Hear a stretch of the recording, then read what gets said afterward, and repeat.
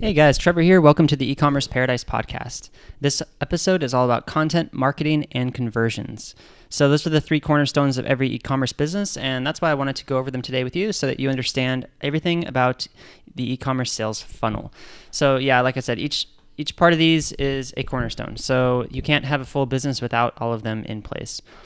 The content is the foundation. The marketing is how you get the content out there. And the funnel is how you convert those people that are interested in the content and the products you sell into customers and then repeat customers.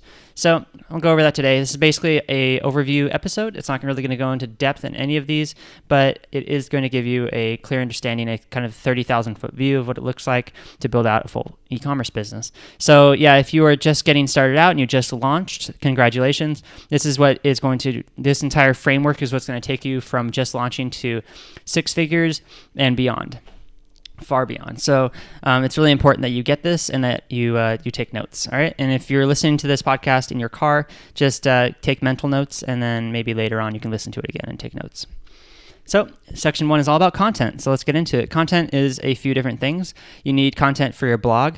You need some sort of a book for your e-commerce niche. You need pages, right? And these pages are going to be things like guarantees and pages like FAQs and stuff like that. You need the product pages to be fully filled out and really well laid out. Lots of content there. And you're also going to need the collections pages for your product types and product brands to be filled out. So all of these things matter, and each of these pages can rank in the organics, and can, if you have them really well filled out with content, you can build a lot of trust and give value to your customers that way. So that's the way e-commerce works. You monetize on the back end with the products. And so you're going to have to offer the information for free. But remember when I said book, you can actually offer the information paid as well through a platform like Kindle. And Kindle is a great traffic source as well as a place to make revenue. So I like to think of it as more of a traffic source. So what usually I do is make a book about my niche, and maybe even make multiple books about little sub niches within the main niche.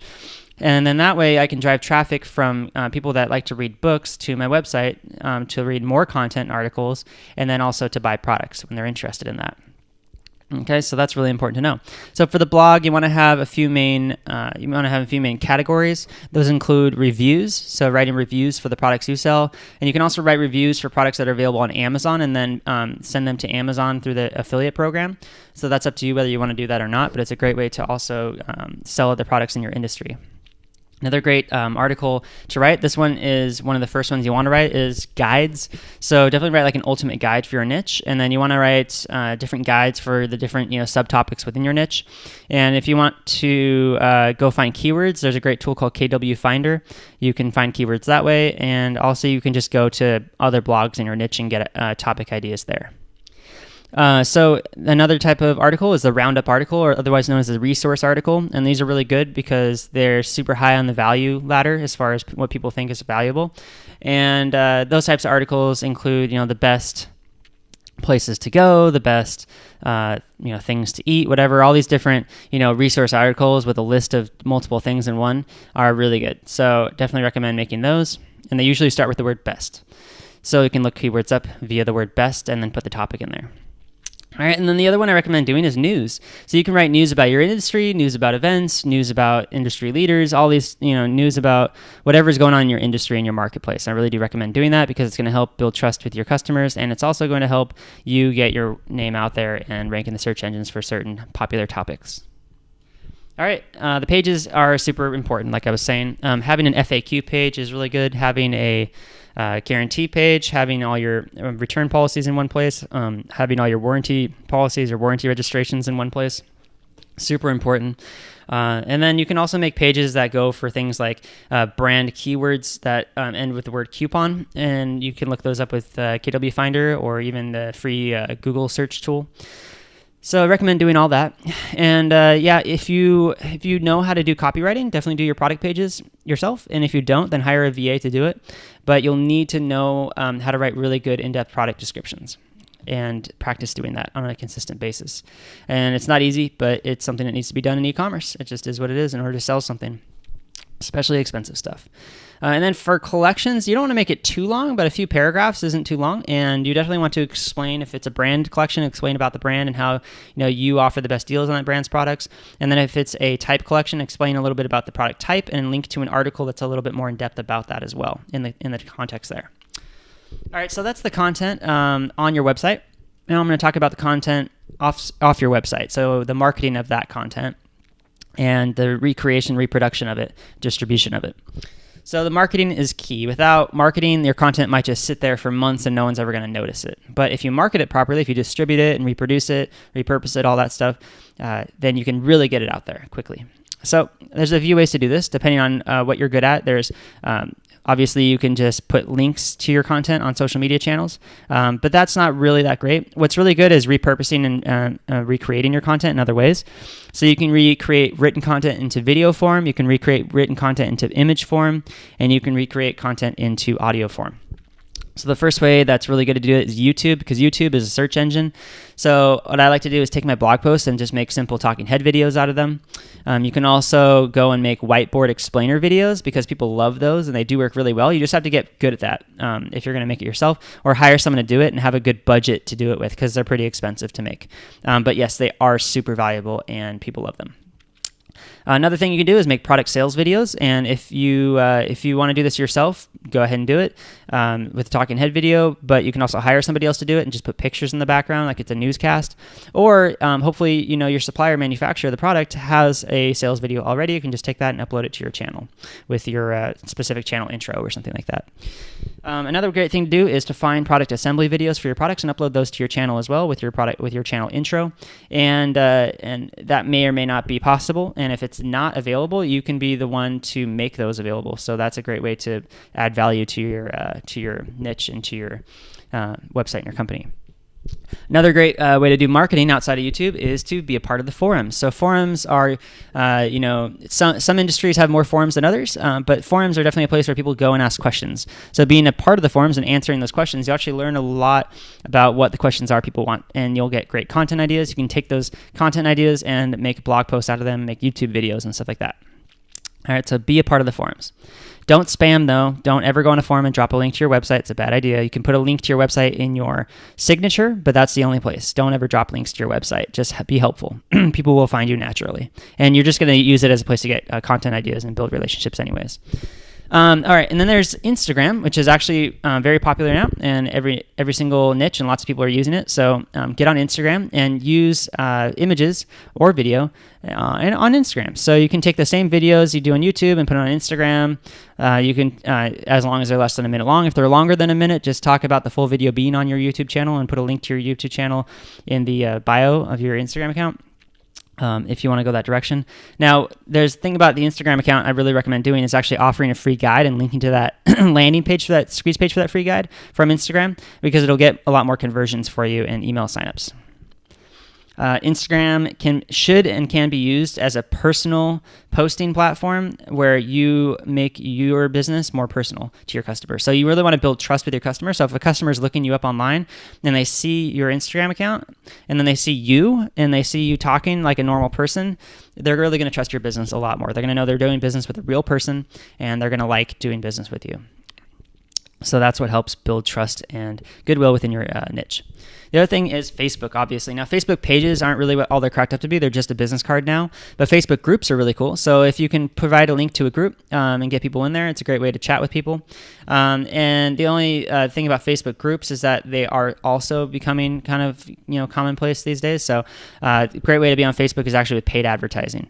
But you have to understand, again, it's for a funnel. So create a landing page first, and then make a paid ad to go to that landing page, squeeze page, and you'll get email signups. You'll get traffic that way. All right, and the last way to market your, well, not the last way, but the last way I have here is Pinterest. And Pinterest is a great way. You'll have to have a Pinterest account and a different board for each type, or different collections and whatnot. But Pinterest is a great way to market products, especially to women. So whether it's a women-based niche or a men-based niche, it's great to market there, because women will want to buy things for their husbands and stuff like that, so, and their boyfriends. So definitely get out there and get on Pinterest. The last place I like to talk about is, the place I mentioned before is the Kindle publisher marketplace. So Amazon Kindle books. So if you make a book, that's pretty much, you're putting it on that marketplace, you're marketing your website through there. So just consider that as a marketing platform. And then also the iTunes podcast store. So if you can create a podcast out of your videos, your talking head videos, and put it on there, then that's another place to get traffic as well. And all that's super important. It takes a long time to set each one up and make all the content, but it's totally worth it. It makes for a long-term business. All right, so now that I've gone over content and marketing, let's talk about conversions. So your sales funnel is really important to understand. I've already went over it a little bit when I talked about Instagram and Facebook ads, going to a squeeze page and then having people sign up there. But that's the key. So you can make a squeeze page actually for free using your email provider. So if you use Aweber, you can do that, or MailChimp or Klaviyo, you can make a squeeze page for free with them, and it's perfectly fine. So all you want to do is, pitch the solution to your product and ask them to put their email in.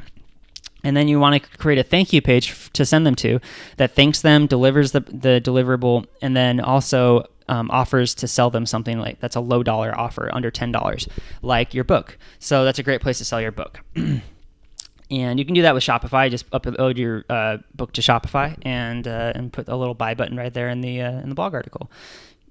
All right, so let's talk about funnel. So funnels start with your traffic source, like we talked about, all these traffic sources, all these different marketing channels. Those are all traffic sources. Google Organics is also a traffic source. So that'll go straight to your blog usually, or your product page. But the key here is that you don't just want someone to find you through one traffic source. You want them to find you through multiple traffic sources. And when they leave your website, you want to be able to reach out to them through multiple traffic sources too. So in every single traffic source you have, I recommend linking to all the other traffic sources that you have. So on your forum signature, link to all your social medias. On your YouTube, link to all your other social medias. On Pinterest, link to your other channels, all that stuff. So that way you'll get someone to follow you on more than one platform, no matter where they found you at. And that's more likely that you'll be able to reach them. And it usually takes about 7 marketing touches, marketing messages reaching them before they make a purchase from you, because that's what it takes to build trust. So make sure you've got all these traffic sources built out.